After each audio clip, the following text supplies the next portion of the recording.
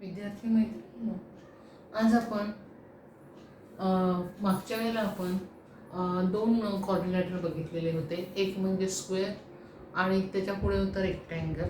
आता आपण पुढचं बघणार आहोत ज्याचं नाव आहे rhombus. Okay.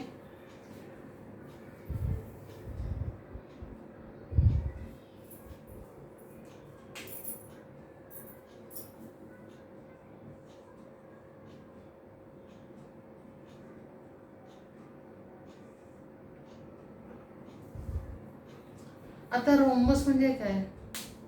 The quadrilateral having the all the sides are equal in length. म्हणजे हा जो तुम्हाला समोर दिसतोय याच्या चारही साइड्स कशा आहेत, इक्वल इन लेंथ आहे. तेव्हा त्या क्वाड्रिलॅटरला आपण म्हटलं तर, किंवा असं म्हटलं तर all the sides of the quadrilateral are the congruent is called as a rhombus. म्हणजे ज्या चौकोनाच्या चारही साइड्स या कॉन्ग्रंट असतात किंवा इक्वल इन लेंथ असतात त्याला म्हटलं जातं रोम्बस असं म्हणतात. तसं आता मी एक डायग्राम्स काढते म्हणजे तुमच्या लक्षात येईल.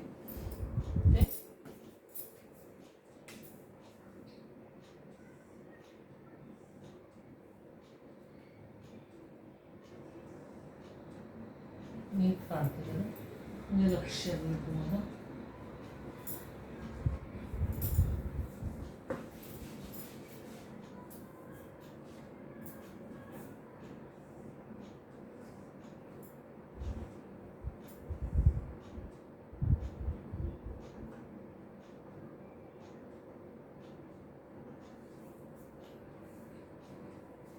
त्या quadrilateral म्हणलं तर म्हणजे all the sides of the quadrilateral having the equal in length.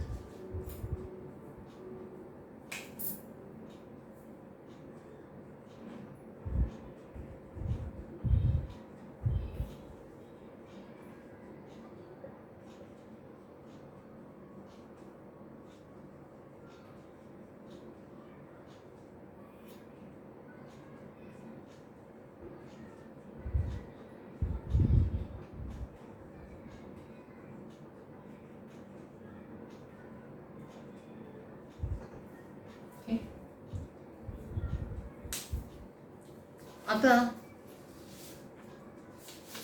हा क्वाड्रिलॅटरल आहे, बरोबर आहे. मग आता ह्याचे जर आपण अपोजिट अँगल्स मेजर केले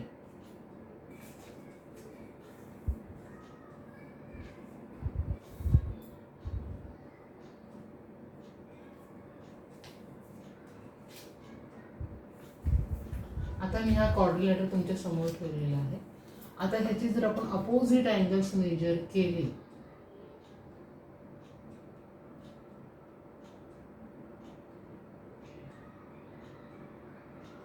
आता हा किती आहे, 55 आहे, बरोबर आहे. त्याच्या अपोजिट हा आहे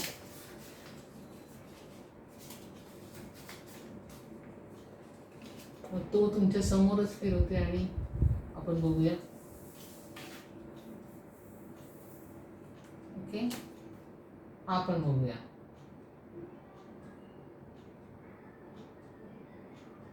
आपण किती आहे,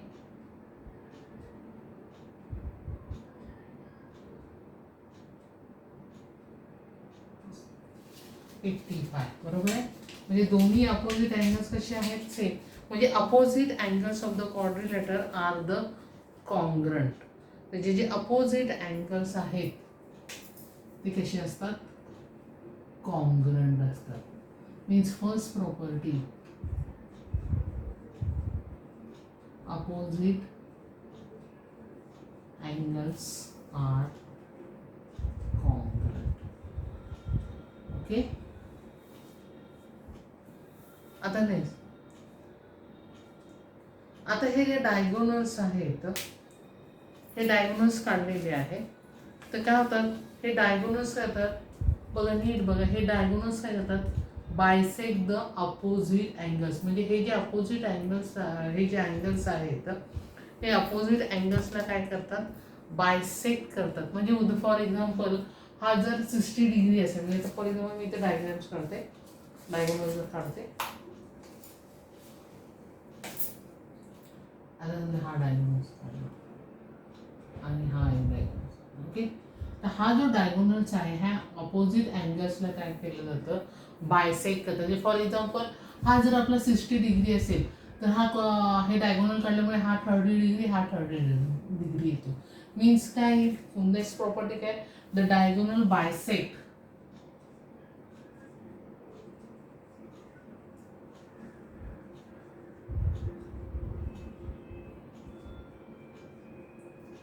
opposite angles. Okay. Next also, आता नीट बघा, हे डायगोनल्स काढलेले आहेत मी. हां, आता हे जे डायगोनल्स मी काढलेले आहेत दिसते तुम्हाला सगळ्यांना. आता नीट जर बघितलं तर हे डायगोनल देखील काय करतात, एकमेकांना बायसेक्ट करतात. काय करतात, बायसेक्ट करतात.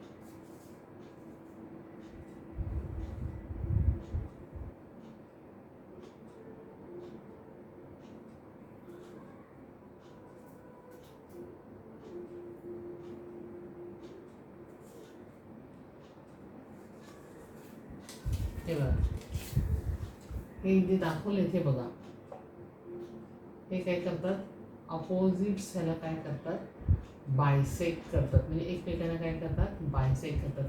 किंवा हे जरी आपण बघितले,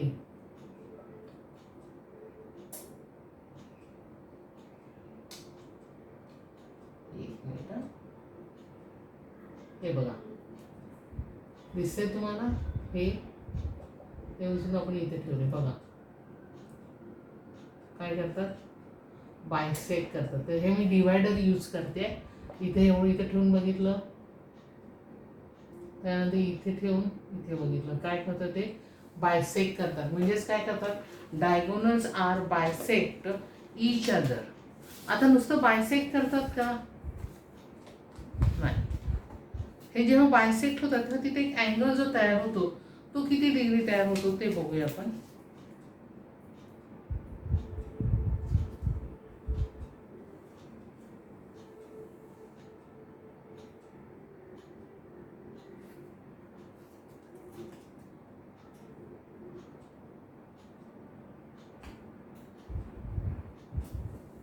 आता हा तुम्हाला दिसेल जसं बघा, ते बायसेक्ट करतात, पण तिथं जो अँगल तयार झाला तो किती डिग्री तयार झालेला आहे, 90 डिग्री तयार झाला आहे. म्हणजेच काय की the diagonal bisect each other but they are perpendicular to each other. म्हणजे नुसतं बायसेक्ट नाही करत, तर तिथे जो अँगल तयार होतो तो कसा असतो, परपेंडिक्युलर. म्हणजे हा जो अँगल तयार होतो हा अँगल कसा असतो, परपेंडिक्युलर, 90 डिग्री. किती डिग्री असतो हा angle, 90 degree. Means third property, diagonals bisect each other, म्हणजे एकमेकांना, and they bisect perpendicular to each other and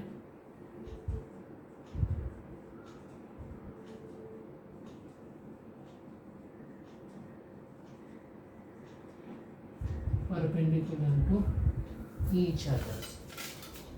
आलं लक्षात, समजलं प्रॉपर्टी. ओके. म्हणजे रोम्बोस कशावर ओळखायचं की चारही साइड्स कशा असणार आहेत, इक्वल इन लेंथ आहेत. आणि पुन्हा काय आहे की अपोजिट अँगल्स आर कॉन्ग्रंट. म्हणजे हे अपोजिट अँगल्स कसे असतात, कॉन्ग्रंट असतात. डायगोनल काय करतात, बायसेक्ट द अपोजिट अँगल्स. ते अपोजिट अँगलला बायसेक्ट करतात. शिवाय ते डायगोनल्स काय ते एकमेकांना पण बायसेक्ट करतात. बायसेक्ट करतात म्हणजे they are equal in length. हे बघा, bisect each other but not bisect, या they form, they are perpendicular to each other. म्हणजे तिथे जो अँगल तयार होतो तो किती डिग्री असतो, 90 डिग्री असतो. आता त्याच्या खाली सॉल्व्ह केलेले प्रॉब्लेम्स दिलेले आहेत, ते तुम्ही लिहून काढायचे आहेत. ओके. जर तुम्हाला काही शंका वाटत असेल तर मला विचारायचं आहे. आता आपण जो आहे पुढचा जो प्रॉब्लेम सेट जो आहे तो आपण बघणार आहोत. आता पुढचा जो प्रॉब्लेम सेट आहे 8.2 तो आपण बघणार आहोत. त्यातले जे कन्स्ट्रक्शन आहे ते आपण नंतर घेऊया. आता आपण चौथा प्रॉब्लेम घेऊया, म्हणजे तुमच्या लक्षात येईल. ओके. तर आपण पहिल्यांदा कन्स्ट्रक्शन नंतर घेणार आहोत. 8.2 मधलं प्रॅक्टिस सेट 8.2 मधले कन्स्ट्रक्शन नंतर घेतो आहे. आता आपण डायरेक्ट हे करायला घेऊया, सोडवायला घेऊया. चौथा पुसू आहे. ओके. आता ह्याच प्रॉपर्टी आपण यूज करणार आहोत. म्हणजे ह्याच्या स्क्वेअरच्या म्हणा किंवा रेक्टँगलच्या म्हणा किंवा रोबोच्या म्हणा, प्रॉपर्टी यूज करून आपण प्रॉब्लेम सॉल्व करणार आहोत. Practice set 8.2.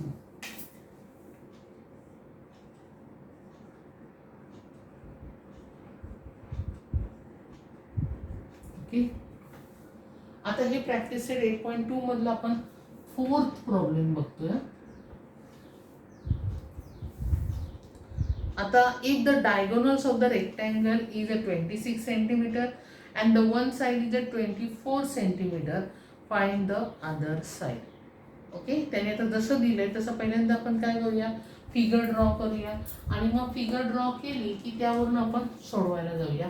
समजा त्याने काय दिलं, रेक्टँगल दिलेलं आहे, बरोबर आहे. मग मी पहिले रेक्टँगलची फिगर काढते म्हणजे तुमच्या लक्षात येईल. ओके. हा रेक्टँगल आहे. आता रेक्टँगलची बघू म्हणजे all the angles must be 90 degree. आता त्याने काय दिलेलं आहे, the diagonals of the rectangle is a 26 centimetre. मग समजा मी हा डायगोनल काढलेला आहे, हा किती आहे, 26 सेंटीमीटर आहे. ओके. आणि त्याने काय दिलेलं आहे, one of the side is a 24 centimetre. म्हणजे एक जी साईड आहे ती किती सेंटीमीटर आहे, 24 सेंटीमीटर. तर आपण नावं दिली म्हणजे लक्षात येईल. समजा मी नाव दिलं ABC आणि B. ओके. आता आपण त्यांनी काय फाइंड आउट करायला सांगितलेलं आहे, अदर साईड म्हणजे दुसरी साईड आपल्याला फाइंड आउट करायची आहे. ओके. आता आपण सोडवायला सुरुवात करूया. ओके. मग आपण ही जाऊया, quadrilateral ABCD is rectangle. बरोबर आहे. Diagonal BD, length of the BD 26 centimetre, BC 24 centimetre. आपल्याला दिलेलं आहे. आपल्याला फाइंड आउट काय करायचं आहे, DC फाइंड आउट करायचं आहे. ओके. मग आता नीट ऑब्झर्व करा की हा जो तयार झालेला आहे BCD हा एक रेक्टँगल आहे. बरं, हा नुसतं रेक्टँगल नाही तर इथं किती डिग्री आहे, 90. म्हणजे BCD जो आहे हा राईट अँगल ट्रायंगल आहे. बरोबर आहे. Therefore triangle BCD is right angle triangle. बरोबर आहे. मग जेव्हा एखादा राईट अँगल ट्रायंगल असेल तर राईट अँगल ट्रायंगलसाठी खास एक थेरम आपण वापरतो. कोणतं थेरम वापरतो, तुम्ही 6वीला वापरलंय, 7वीला पण वापरलंय.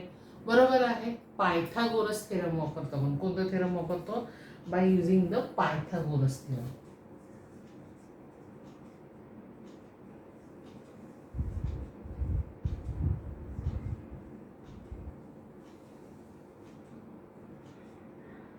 मग पायथागोरस थेरम नुसार काय आहे, hypotenuse side square is equal to side 1 square plus side 2 square. आता हायपोटेनियस कसा ओळखायचा, जो 90 डिग्रीच्या अपोजिट असतो त्याला काय म्हटलं जातं, हायपोटेनियस. आपला फॉर्म्युला लिहूया, hypotenuse square is equal to side 1 square plus side 2 चा स्क्वेअर. आता हायपोटेनियस काय आहे, BD आहे. BDचा square is equal to BC square plus DC square. आता जसं भरलेलं आहे त्याच्यानुसार किमती भरायच्या. ओके. आपण किमती भरू. BD किती आहे, 26. मग 26चा स्क्वेअर बरोबर BC आहे 24चा स्क्वेअर प्लस आपल्याला DCचा स्क्वेअर काढायचा आहे. बरोबर आहे. आता हा जो आपल्याला आहे 26चा स्क्वेअर किती आहे, 676.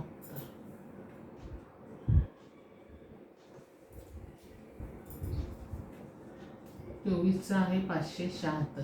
स्क्वेअर मात्र तुमचे ल नसणं अपेक्षित आहे.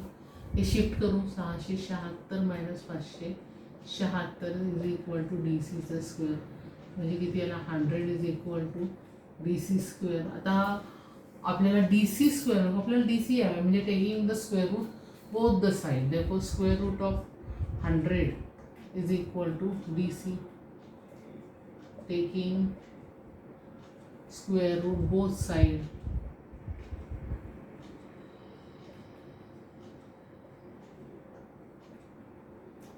कोणाच therefore DC is equal to काय 10. मग length of the other side किती आहे 10. मग खाली उत्तर मात्र लिहायला विसरायचं आहे. The length of the other side is equal to 10 centimetre. Okay, आलं लक्षात? समजलं तुम्हाला मी कसं सोडवलं ते? Okay, thank you.